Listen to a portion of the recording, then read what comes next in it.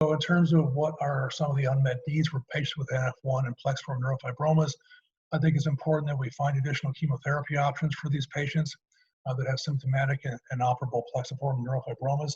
Selumetinib is the first drug that's been proven to have efficacy, but we need newer agents with increased efficacy and activity, with reduced toxicity and more durable responses. And this would mean third and fourth generation MEK inhibitors, as well as other types of signal transduction inhibitors that can slow down tumor growth. Neurofibromatosis affects so many different aspects of life for our patients, and there are so many unmet needs, even with the advent of these drugs.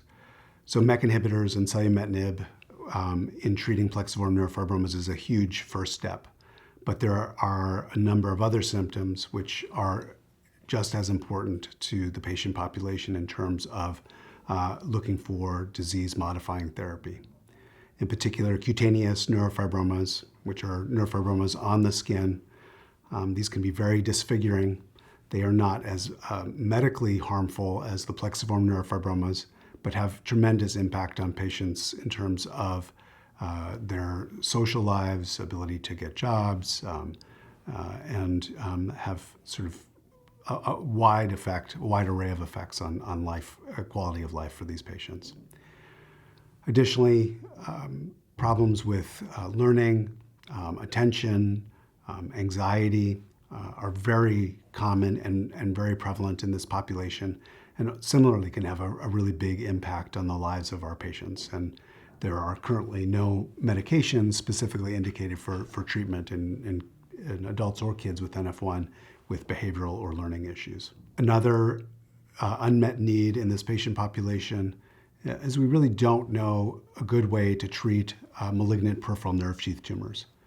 So there is an increased rate of this type of sarcoma developing in patients with NF1, and these tumors are highly aggressive, very difficult to treat, and really don't respond well to traditional chemotherapy or radiation. So we are in desperate need of better therapies for treatment of MPNST, as well as other cancer types that can be associated with NF1. What advice might I have for physicians treating patients with NF1 and plexiform neurofibromas?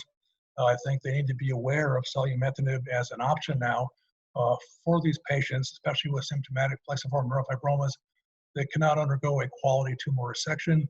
They now have a drug option that can actually shrink these tumors in 2/3 of cases and give symptomatic relief, especially in patients that have pain and disfigurement. I think the caregivers should also be aware of selumetinib as a viable drug option for their loved one, and that their NF treatment team should be aware of this drug. They need to know the symptoms and aspects of plexiform tumors that can be helpful for this drug to be used as treatment, and that they should bring this up with their team. NF1 is a very complex disorder, and the treatment decisions and management of these patients is really dependent on familiarity with the disease and the disease population.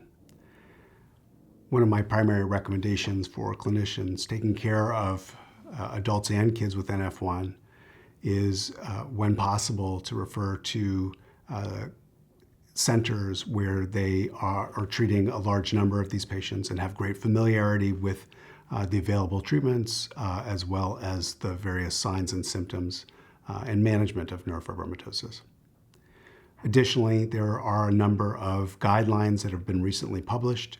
There have been recently updated guidelines for the treatment and management of children with NF1, as well as for the first time management guidelines for treatment of adults with NF1.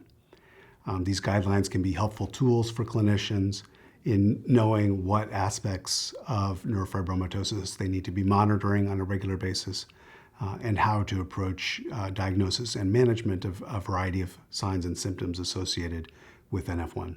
One of the most difficult aspects of neurofibromatosis is the wide variety of signs and symptoms that can be associated with the disorder.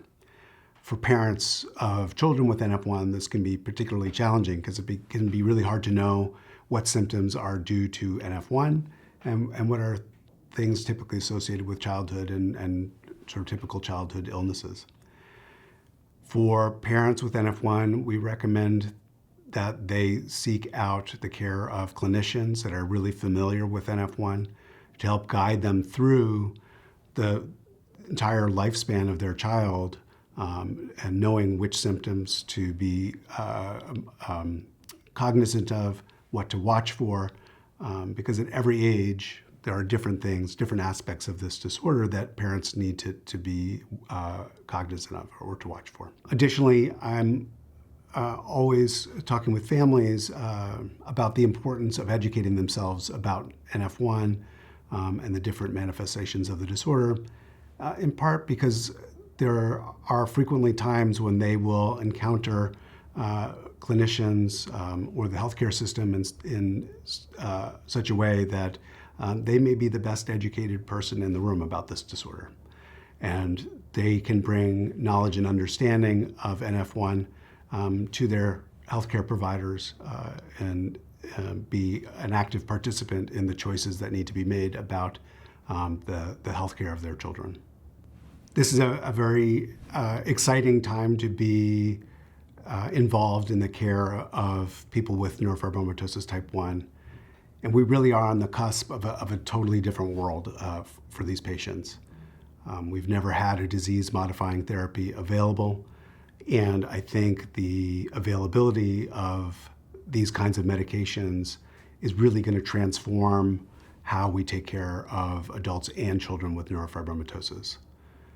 It gives us more options for treatment, but it also impacts how we screen patients to look for tumors. It impacts where we want to be taking care of these patients so that they can have availability to the best and latest treatment, as well as appropriate monitoring for the side effects of treatment. I also think that it will change how parents and families with family members with neurofibromatosis need to be educated about the disorder so that they can let their care providers know about the availability of new treatments, because that may not be generally known amongst clinicians. So while there is still a lot to be learned about how to use these medications, I do think that they are going to be transformative in how we treat people with NF1.